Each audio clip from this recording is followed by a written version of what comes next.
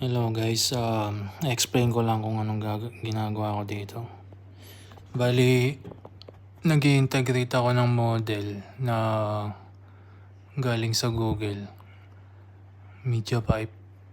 Ayan, bali, yung una is yung sa hand, tapos ito yung sa body. Bali, 36 points ata yan, tapos ayan, chinek ko kung 3D talaga, umikot muna ako. Okay naman, 3D naman talaga siya. Tapos ayan, kinlose up ko muna kung goods pa talaga. Kaso hindi nakuha yung sa paa eh, no? Ayan, nag-crash pag kinlose ko yung camera.